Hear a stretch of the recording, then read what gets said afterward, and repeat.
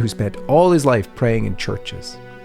And in the video, he told the story related to him by Dr. Curran about the holy man's prediction about Donald Trump.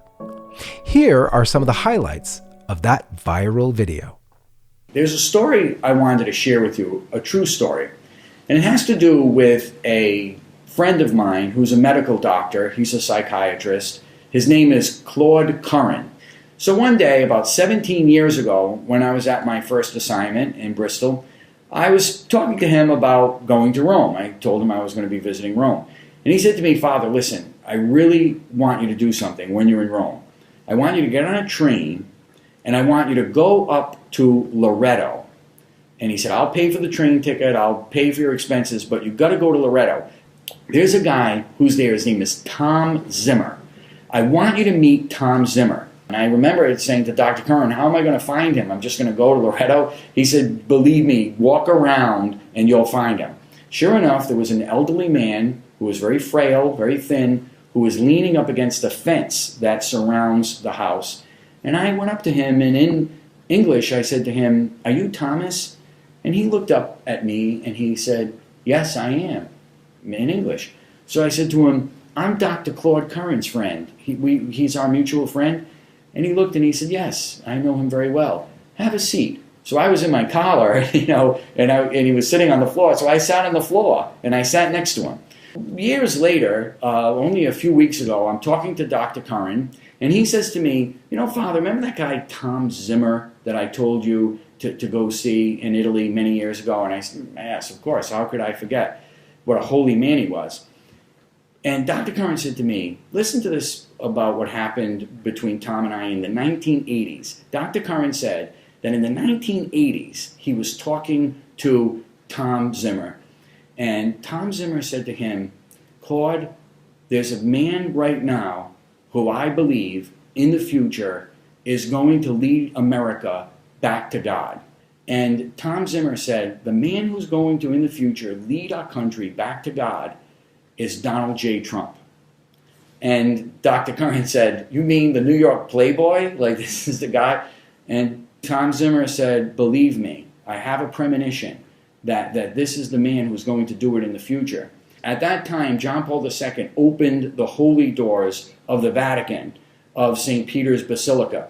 And when he opened the holy doors for that year, it was for the whole year, when the doors are ready to close, the Vatican allows people to donate bricks that go inside the door, and you can put an inscription on the bricks of any intention you want. And those doors are closed and they're sealed, and they're not open until the next time the Vatican, the Pope, decides to open the doors for another holy year.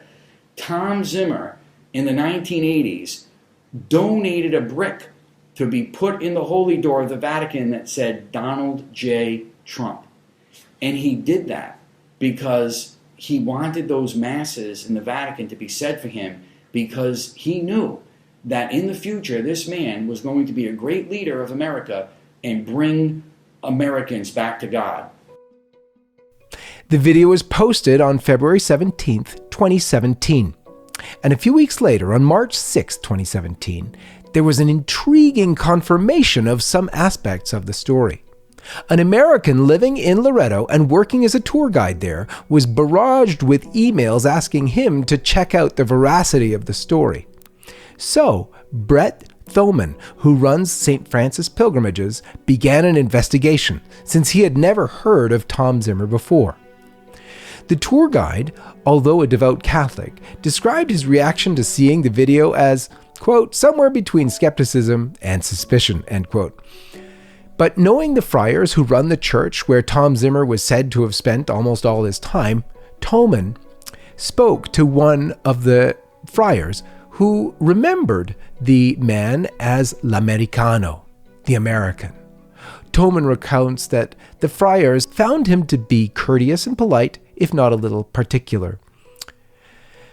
Now, they were aware that Tom attended upwards of 4 or 5 masses every day, and that he spent the rest of his time praying in and around the Holy House, end quote. Those are quotes, again, from Brett Thoman's blog post when he was asked to check this out. He is a tour guide in Loreto, Italy. Thoman was directed then to another friar, Father Sanatarelli, who had been at Loreto for decades. And as soon as Thoman began describing the American who prayed there, Father Sanatarelli cut him off, saying, "Ah, si Thomas Zimmer, si chiamava, certo che mi ricordo," which means, "Ah, yes, Thomas Zimmer was his name. Of course I remember him." He went on to say that everyone in Loreto knew of him. And while Father Sanatarelli didn't know anything about the Trump prophecy, he could confirm that Tom was in Loreto and all about going to Mass every day and praying most of the day. And before he returned to America in 2008, the friar had actually a photo of Tom Zimmer, which he showed Brett Thoman, who included it in his blog post.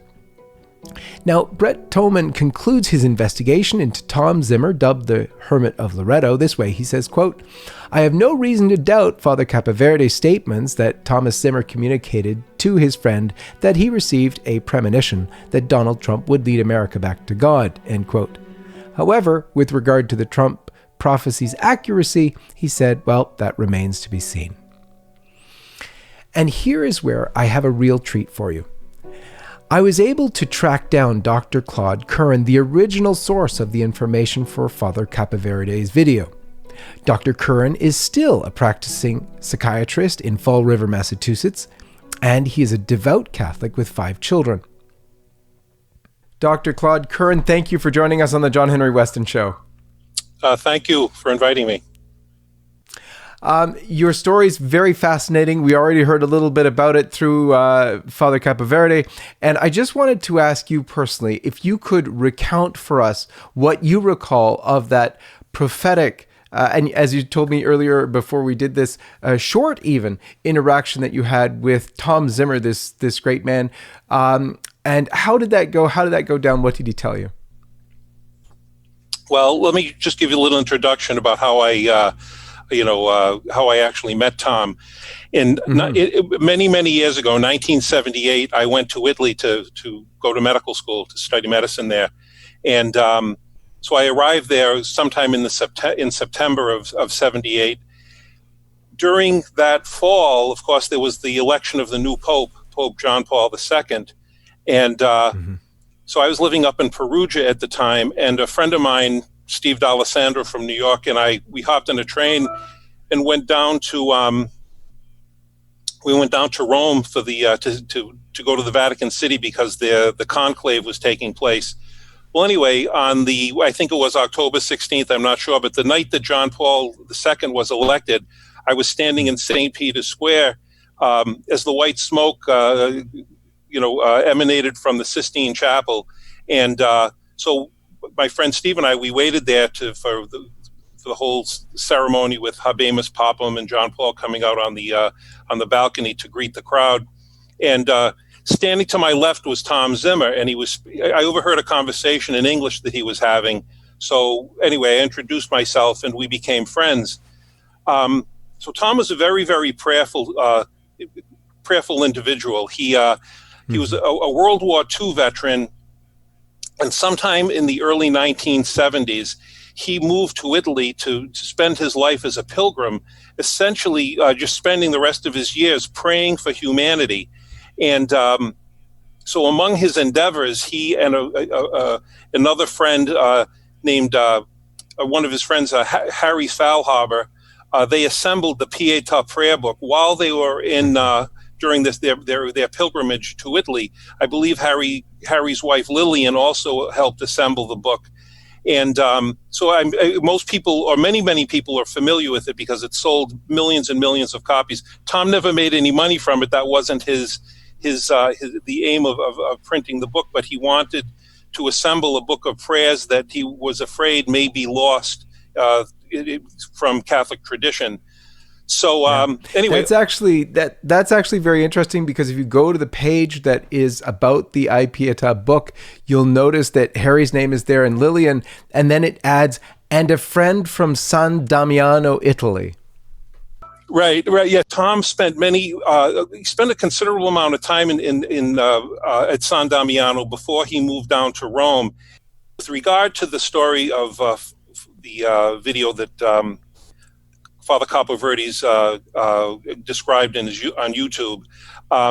In roughly the fall of 1983, this was during the Holy Year that had been declared by Pope John Paul II to celebrate the 1950th anniversary of Christ's crucifixion and resurrection.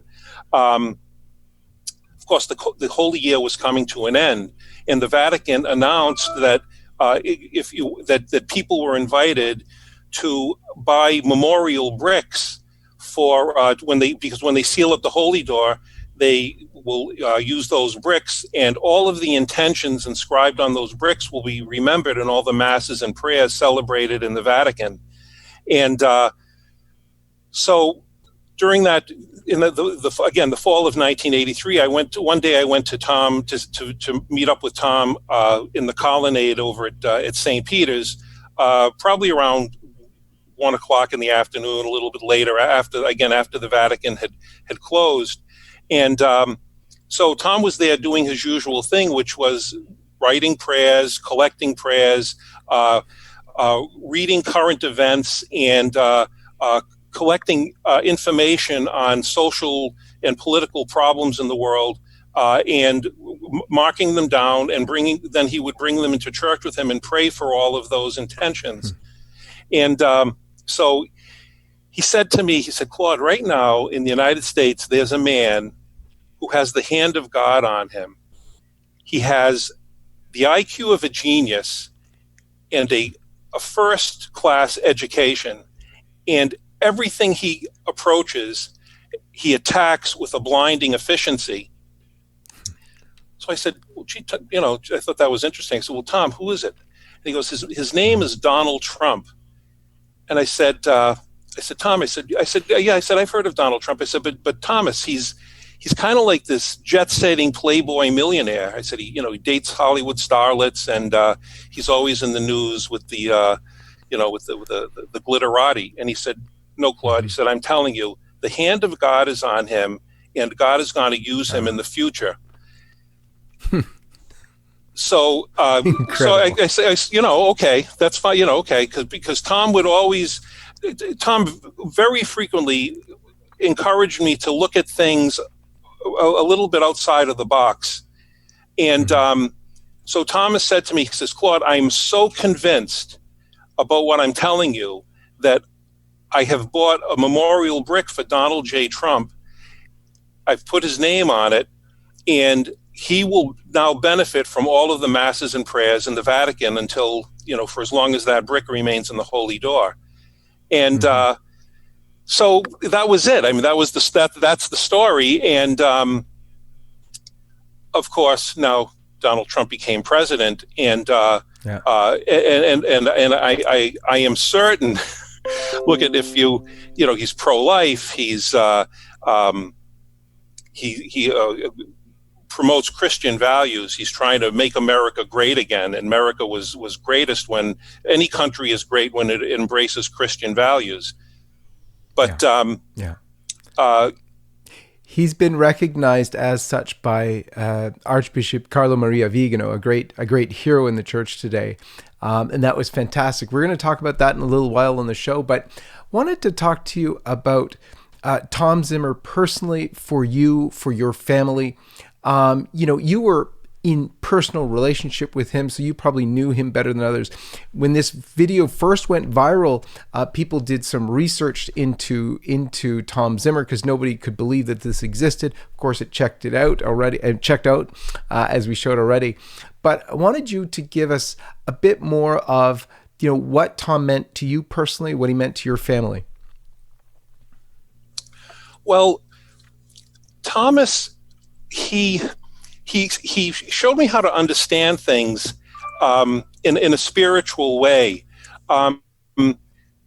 Particularly the value. This is a strange thing, but I'm a physician, and physicians and everyone in healthcare, nurses, therapists. I mean, all of us who deal in healthcare, we deal in human suffering. And it's very, very difficult to witness that all day long, every day. And human suffering. It's if you we're helpless in front of human suffering, but also to perfect ourselves, okay, to develop ourselves, we have to suffer. We have to go to school. We have to sit in libraries when we don't want to, and if we don't make ourselves suffer, we will make everyone who has anything to do with us suffer. Because, the parent who has the incorrigible kid who won't go to school, won't do his homework, won't find a job, that person suffers because the child won't discipline himself and literally make himself suffer. But Thomas said Jesus, through his suffering, Jesus transformed human suffering into a divine currency. And that's why we can all participate in Jesus' suffering, and that's basically what we do. We just don't but people who are not Christian and don't see the spiritual dimension to life, they don't understand the value of human suffering, and they try to avoid it. Mm-hmm. Mm-hmm. And so, you've spent this long amount of time with him. You hear this one prophecy. It really wasn't all that much. Did he tell you any other prophecies, or was that like the only time? Well, when I would go to mass with Thomas in the afternoons, in the evenings when I could, and there was sometimes because of my studies I just couldn't go to as many masses as he would encourage me to go to. But Rome, I don't know if the mass schedule is still is still active there, but anyway, I'll get back to your question. But at 4:30 in the afternoon, there was a mass at the Church of St. Jerome. Then right behind St. Jerome, there was the Church of St. Charles Borromeo. And then following the mass at St. Charles Borromeo, there was a mass at San Lorenzo in Lucina. Then there was a mass at the Holy Trinity Church on Via Condotti. And then up the street, there was a mass following that at Piazza San Silvestro, either at the Church of San Silvestro, the Church of San Claudio, or the Church of Our Lady of the Well, La Madonna del Pozzo. And then after that, there was a mass up at Maria in Via. And sometimes there would be a mass after that across the street at the Church of San Marcello. And so yeah, you can see I had a pretty. He would mass hop all day long. Yeah. So, but this was only in the evening. These were the evening masses. I didn't really get too familiar with the morning schedule.